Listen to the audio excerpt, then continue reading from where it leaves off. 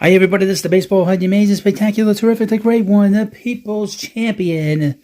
Your host, HUD, and welcome back to another visit to the insane asylum known as WFAN. They're coming to take me away, ha-ha, they're coming to take me away, ho-ho, hee-hee, ha-ha, to the funny fun. And welcome back to the Baseball HUD 3, and hopefully you like this video, and hit that subscribe button. So we're less than a week before the new lineup for WFAN gets unloaded upon us, and we're going to find out how successful it is, how interesting, how is it better, is it worse? Now, I've been talking a lot about this because so many people have been interested in it, and this channel looks like it's going to get monetized. I don't know when, but it is really, this is probably my best channel so far because I basically stuck with pretty much one issue with this channel for the most part. And it's done so well. I can't thank you enough. And obviously, some people don't like that I talk about the media, especially in the sports world, which is very strange because you do it in the political world, but for some reason, nobody really likes it in the sports world. But I'm going to do it. I don't care. I think it's fun, And when these sort of inmates, these patients from from WFAN start spouting off and they got to fill the time up, that's when the entertainment and the laughs and the fun begin. For myself and for all of you.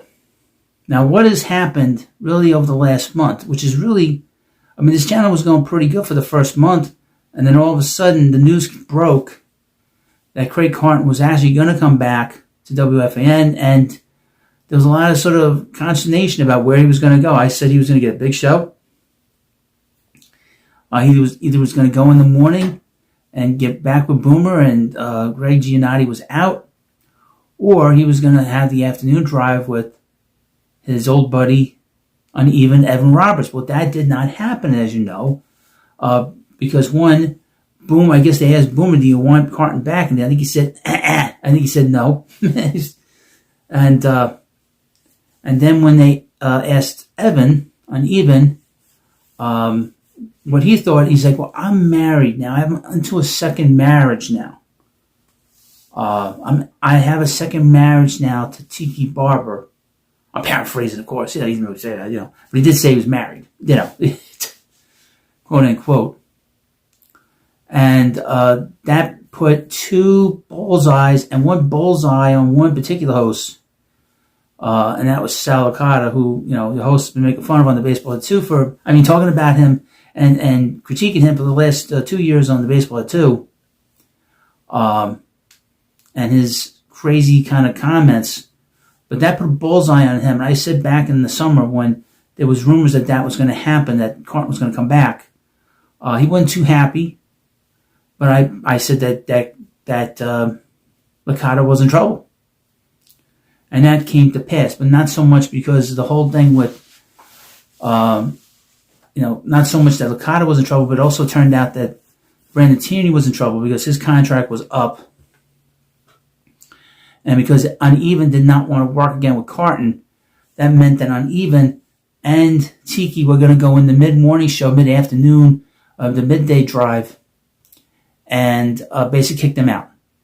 And that's what happened, unfortunately. Now, the guys in the midday drive, they were very professional. They took it in stride.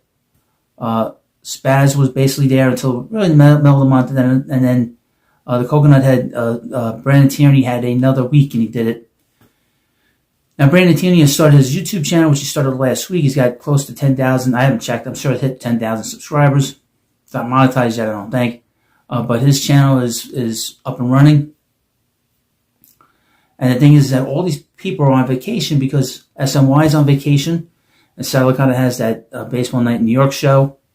And he's contributed to SNY. He's on vacation, so who knows what he's going to plan on doing. Whatever he plans, I will report on it here. I'm not really a reporter, but I'll tell you what's going on.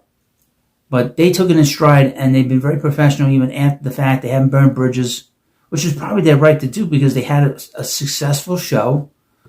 People were talking about it. They helped build the YouTube channel that WFAN has. It was great to see that even Evan had turned on his super chats for his Rico Brogna show. And I call Rico Brogna because I think it's interesting. I had some guy write to me and tell me, it's Rico Brogna. You sound stupid. I know the player. I saw the player play with the Mets. I remember him getting traded from the Tigers to the Mets. I remember him getting traded to the Phillies. And every other Met fan were pissed off that the Mets traded him, but people forget the Mets got John Olerud. They sort of forget that. They sort of became so enamored with Rico Brogna that they got sort of pissed off about it and then couldn't let it go. But I know the Rico Brogna show, and that's what it is. The Rico Brogna show is just, now he's monetized his live streams. Hopefully he can figure out the next step to that. We'll see if Evan is uneven can figure that one out. I'm not going to see how he figures that one out.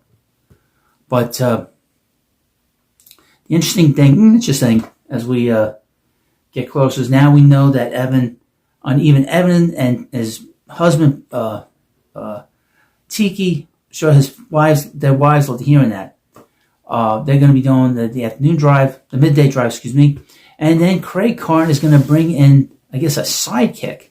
Oh, before I forget, they added a sidekick to Uneven Evan and his husband Tiki, and that's the Spud, Sean Barash, and he has just such wonderful takes, with his high squeaky voice, just a wonderful foil for your host. I pray to God he doesn't choke on another chicken cutlet. That's, I pray to God. Now, what's interesting, before I get back to Carton, what's interesting is that Uneven Evan gave up his TV show that he's had there for like SNY for 3-4 years. Duh. He gave that up. Or how many years it was. And that's pretty dumb. What a dope. But so Craig Carton is going on the afternoon drive with a new partner, Chris McMonagle, the overnight guy. And Chris McMonagle, the psycho killer, all good fun. Looks like an axe murderer. You see him on the street, you walk in that direction. Amazingly enough. But that will be a very interesting pairing, to say the least. And then they put Tommy Lugauer, who might be right now the most sane person at that radio station on the air at this point in time. Right now. Because Evan used to have that until he had his meltdown about the Mets trades and the Mets unsignings and signings. He was even Evan. Now he's uneven Evan. Making crazy comments about the ownership and about David Stearns.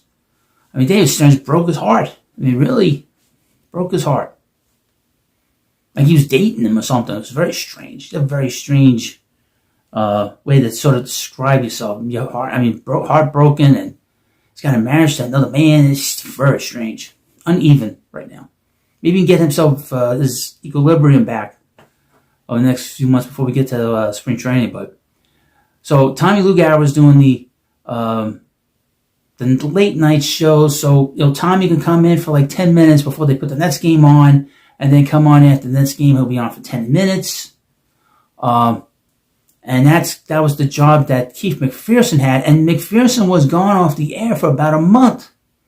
And then they've been bringing in so many different, this is like the ghost of Christmas Past the last few weeks. They brought in Scott Farrell. I haven't seen this guy since the 90s. You talk about a name from the past. The scruffier version of Chris Mad Dog Russo. Then Richard Neer came on, and he brought Keith Hernandez to do a show on Thanksgiving, and then do a show on Christmas, because, Keith owes him for helping him move down to South Carolina, North Carolina. Keith is living there with him, and they're neighbors. It's such a, that's quite a favor. Yeah, he's helping a guy move, and he goes on the air with you for 2 hours and taking calls from fans. But boy, oh boy, this was a lot of stuff going on. But they have not announced who the late night guy is going to be. They've not announced that. They probably have like a cavalcade of a cavalcade of hosts coming in to fill in the time the former place of Steve Summers was on. The last few weeks, he had his own show. Me Here, You There, giving you his ad-libs. He wrote his ad-libs, and of course, the New York Metropolitans have disappointed him. Basically doing that. And, of course, they bring in all the sort of insane takes of Joe Biden, bro. When the Mets traded Tom Seaver, I was violated. I am not making that up.